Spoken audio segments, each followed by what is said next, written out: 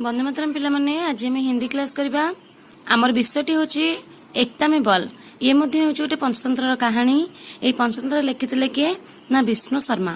हैला विषयटी मु अधा पढ़ाई देथिली, आज आउ अधा पढ़ेबी, तेनु मन देके सुन। परंतु राजा कबूतर ने कहा, किंतु सही कबूतर मन जे राजा से कहले।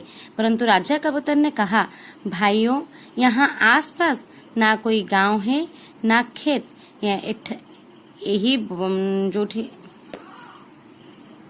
एठारे आखपाखरे ना कोई ना किछि गाँ अच्छी ना किछि बिल अच्छी। फिर यहाँ अनाज कहाँ से आया? पुणी फिर भी किंतु एठाकू अनाज माने शस्य बा दाना केउठारु आसिला? ये जानबूझकर बिखरा गया है। एहा माने जाने सुने कि एठारे बिखरा जाइछि बा बिछा जाइछि।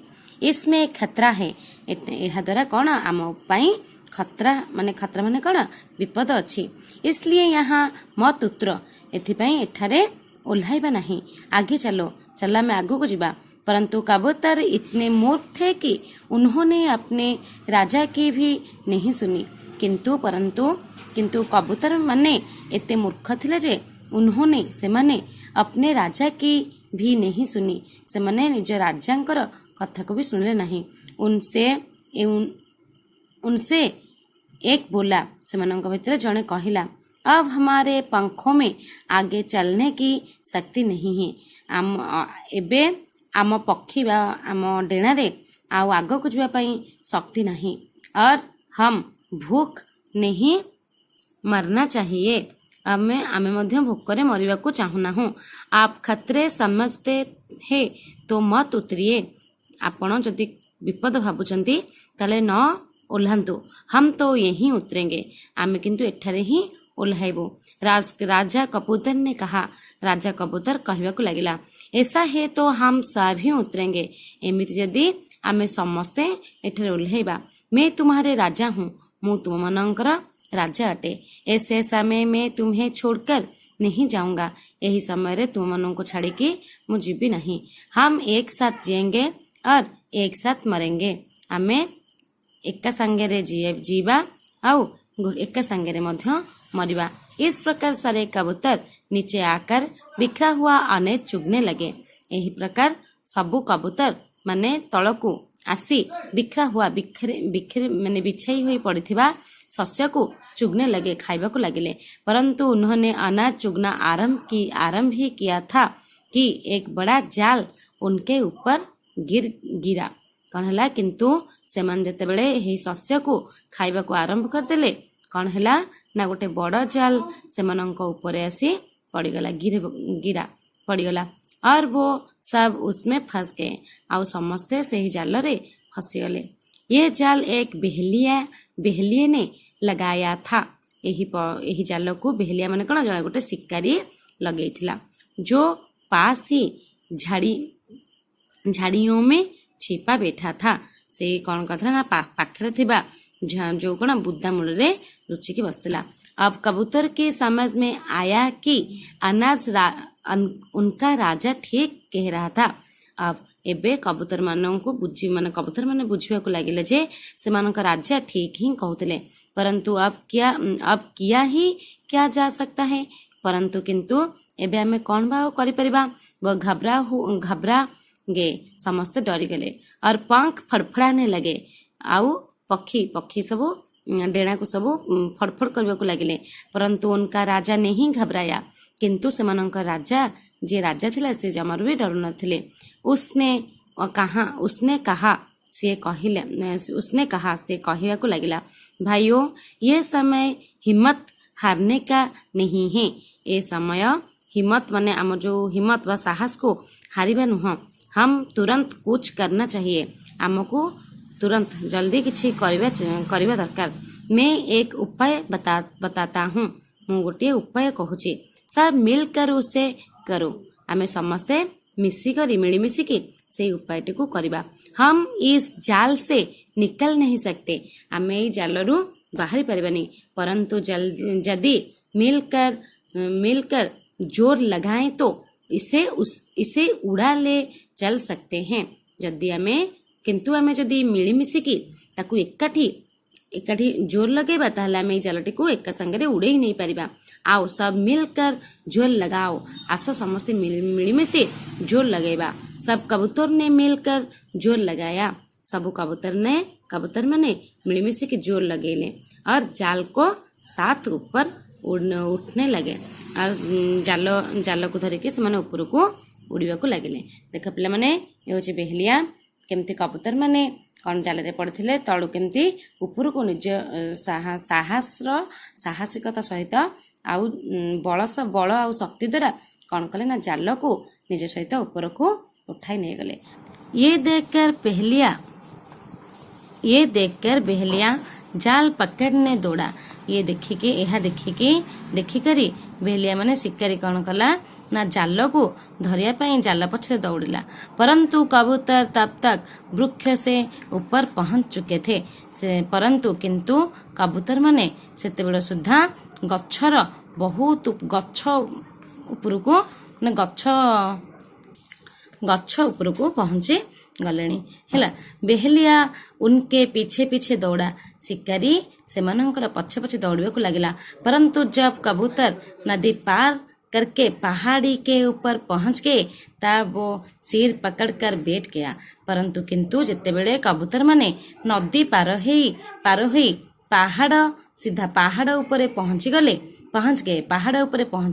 गए तब वो सिर पकड़कर बैठ गया। सेतेबेले से मुंड को माने मुंडरे हाथ देकी तले बसी पड़ला। पहाड़ी के ऊपर पहुंचकर राजा कबूतर ने कहा। पहाड़ ऊपर पहुंची की राजा कबूतर कहबा को लगला, पहाड़ी के एक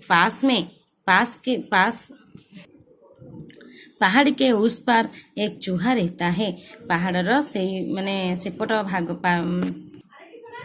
पहाड़ी के उस पार एक चूहा रहता है। पहाड़र आर पाखरे गोटे चूहा बा मूषाटे रहुछि। वो मेरा मित्र है, से मोर सांग अटे। चलो हम उसके पास चलते हैं। चलो आमे ता पाखकु जिबा। वो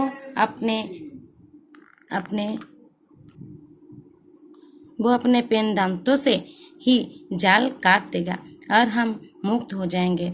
से तार मुनिया दांत रे हमर जाल को काटिदेव एवं आमे मुक्त हो जावा। वो चूहे के बेल के पास पहुंचकर नीचे उतरे। से माने मूषार कण ना बिल माने कण गात पाखरे पहुंचे तलको गात पाखरे पहुंची गले तलको ओल्हेले। चूहा उस समय बिल में ही था। से मूषा से समय कौन था ना ता गातर ता घरे ही थिला। जब राजा कबूतर ने उसे पुकारा तो अपने मित्र की आवाज पहचान कर वो तुरंत बाहर आ गया। जितेबेले राजा कबूतर मानकर जे राजा सेतेबेले ता सांग चूहा को माने आवाज देके डाकिला। आवाज किए ना चूहा शुणिकी ताको पहचान कर आवाज पहचान कर ता डाक से कौन पहचान कर चिन्ही पारी वो तुरंत बाहर आएगा। से ता सांगर आवाज को चिन्ही पारी बाहर को बेलू माने ता निज घरुआ गातरू बाहर आसला। तब राजा ने उसे पूरा हाल बताकर कहा। सेतेबेले राजा कबूतर से माने से मूषा को पूरा पूरी सबू माने केमिति जाल रे पड़ले कौन हेतिला सबू कहबा को लागिला। मित्र, इस जाल से हमें मुक्त कर सकते हो। से कौन कहला, हे सांग यही जालरू तुम्हें ही आमको मुक्त करि परिबो। काटना कुतरना तो मेरा काम है, कटाकटी करबा तो मोर काम अटे। कण यह कहता हुआ चूहा सबसे आगे राजा को ही मुक्त करने के लिए आगे बढ़ा। यह कही कि चूहा कण कला राजा कबूतर को मुक्त करने पाई आगे आसला।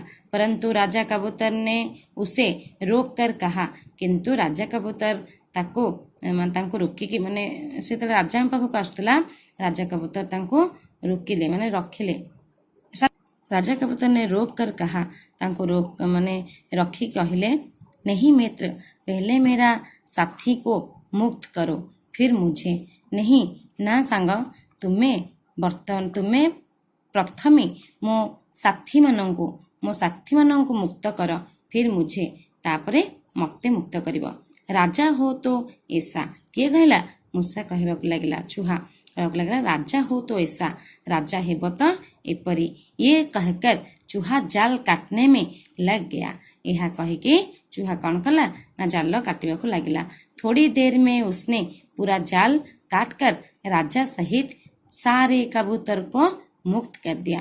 तापरे कौन कले ना चूहा कौन कला ना राजा सहित से सबू आउ जिते सब जाल रे सब कबूतर माने फसी जाइतिले समस्त से कौन कले ना मुक्त करदेले। देखा पिला माने विषयटी आमर पढ़ा सर जाइए। तुम बर्तमान एथिरे कठिन शब्द गुड़ी को लेखिक मते पठेले मु तुमको तार ओडिया अर्थ लेखिकी देवी। देख पिला माने एकता एकता माने कौन माने एकता माने हो एकता माने हो एकता बा सहमति। आम यदि मिलमिशिकी गोटे काम को सांग होई करिबा जेते कठिन काम हेले मध्य कौन हो पारे ना सहजरे ताहा हेई पारे थाए। सरल माने कौन आसान सरल माने आसान माने कौन सहज हैला। ताकत शक्ति माने ताकत माने शक्ति बा बल। शिक्षा माने शिक्षा चतुर माने होशियार चतुर। मुक्त माने आजाद मुक्त कर देबा। आम विषयटी पढ़ा सरची एवं बुझा सरची। आज आम विषयटर क्वेश्चन आंसर करवा। बर्तमान ये विषय जो क्वेश्चन आंसर रही क्वेश्चन आंसर गुड़ी को तुमको बुझेदेवी एवं तुम्हें घरे यही विषय क्वेश्चन आंसर कर। देख पिला माने देची एक नंबर इन प्रश्नों के उत्तर दीजिए। यही प्रश्न गुड़िकर उत्तर दियो बा मुझे उत्तर गुड़ी तुम सहित डिस्कसन करदेवी। तुम ये उत्तर को खातार लिखि नब। कठिन काम को कैसे सरल बनाया जा सकता है। कठिन काम को आम किपरि सरल करिपरिबा। कठिन काम को आम किपरि सरल करिपरिबा ना मिलजुल कर कठिन काम को सरल बनाया जा सकता है। कैसे लिखना है मिलजुल कर कठिन काम को सरल बनाया जा सकता है। खा कबूतरों को भोजन कहाँ मिला। कबूतर मानों को भोजन केउंठे मिला। कबूतरों को भोजन जंगल के एक बरगद के वृक्ष के नीचे मिला। कहाँ ना कबूतरों को भोजन जंगल के एक बरगद के वृक्ष के नीचे मिला।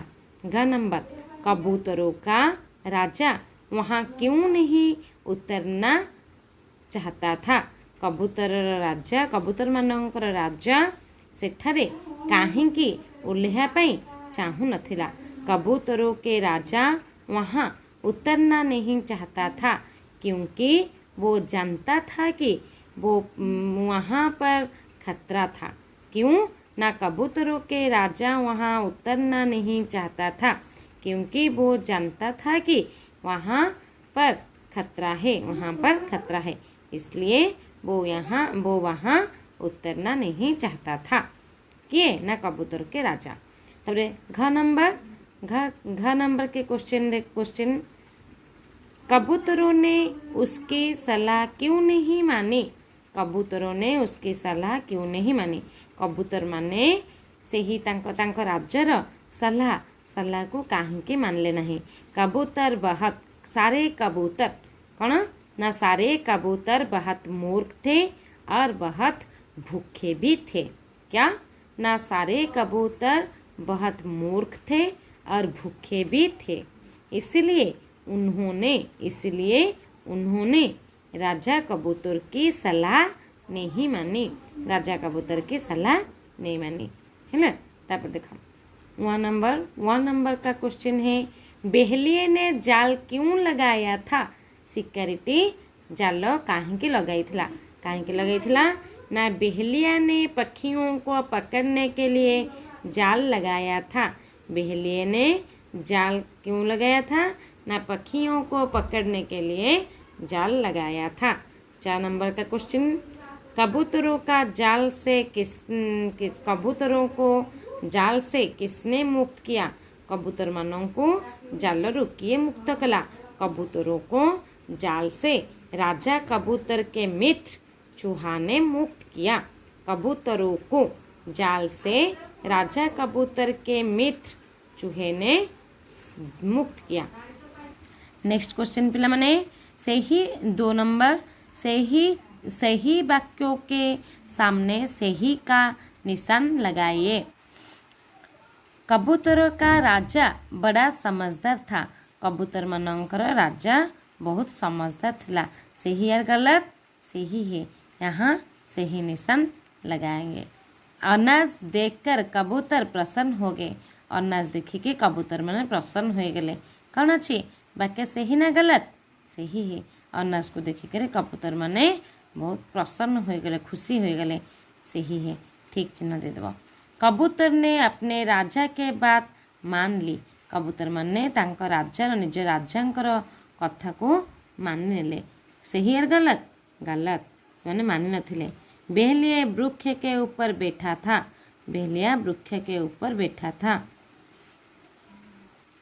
बेहलिया वृक्ष के ऊपर बैठा था, ये गलत है, तेणुक भूल चिन्ह दब। चूहे ने पहले कबूतर के राजा को मुक्त किया। नहीं, चूहों ने पहले सारे कबूतरों को मुक्त किया, यहाँ गलत है।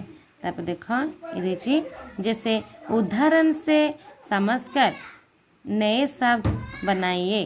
कठिन से कठिनता, एक से एकता, सरल से सरलता, प्रसन्न से प्रसन्नता, शीघ्र से शीघ्रता, फड़फड़ाना फड़फड़ाहट, दिखाना दिखावट, मिलाना मिलावट, मित्र मित्रता, शत्रु शत्रुता, पवित्र पवित्रता, सुंदर सुंदरता, मूर्ख मूर्खता, घबराना घबराहट, गिरना गिरावट, थकना थकावट।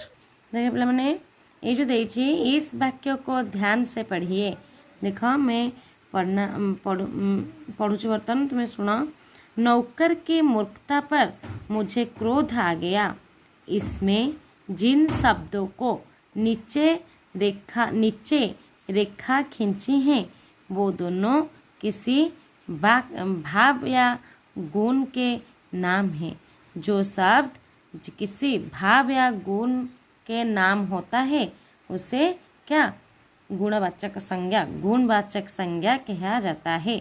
अब नीचे लिखो। देखो माने एठी आमे जो पढ़ी तुम्हें गुणवाचक संज्ञा गुणवाचक विशेष्य क्या कहते ना गोटे लोकर ये गोटे गुण को बुझाऊ से कौन हम ना गुणवाचक विशेष्य गुणवाचक विशेष संज्ञा होता है। ये मूर्खता और क्रोध हूँ संज्ञा। ये आसला एकता में बड़ा बल होता है। ये एकता हूँ गोटे एकता में बड़ा बल होता है। एकता एठारे गोटे गुण हम, तेणुक एकता गार मार लिख। बुराई से बचना चाहिए। बुराई हूँ गोटे गुण। बुराई हूँ गोटे लोकर बुराई खराब हूँ गोटे गुण। से बुराई रे बुराई हम संज्ञावाचक। तब देखिए मोती ने चमक चमक होती है। मोती माने हीरा नीला मोती माणिक जो मोती है। मोती हूँ मोती में चमक होता है। चमक हूँ मोतीर गोटे गुण, से चमक हूँ गुणवाचक संज्ञा। बच्चे प्रसन्नता से नाचने लगे। बच्चे माने पिला माने प्रसन्नता माने खुशी है कि पिलामानंकर खुशी हवा गोटे गुण। से खुशी है कि नाचवाक लगे ताले ये प्रसन्नता गुणवाचक संज्ञा। बर्तमान ये जो वाक्य देती तुम्हें ये वाक्य को लगे निजे निजे वाक्य गठन करके देखा जहाँ भूल हो मुझे करेक्शन करदेवी। मिलजुल कर हमें मिलजुल कर खेलना चाहिए। छोटे बड़े सबका आदर करना चाहिए। साथ साथ हम सब साथ साथ मिलकर खाना खेलना हम सब साथ साथ मिलकर रहना चाहिए। यही भाव में कौन वाक्य गठन गुड़िक कर। बर्तमान आमर जो विषयटी थी एकता में बल विषयटी आम पढ़ा सरीगला। क्वेश्चन तुम्हें करके खातार मत देखा। धन्यवाद।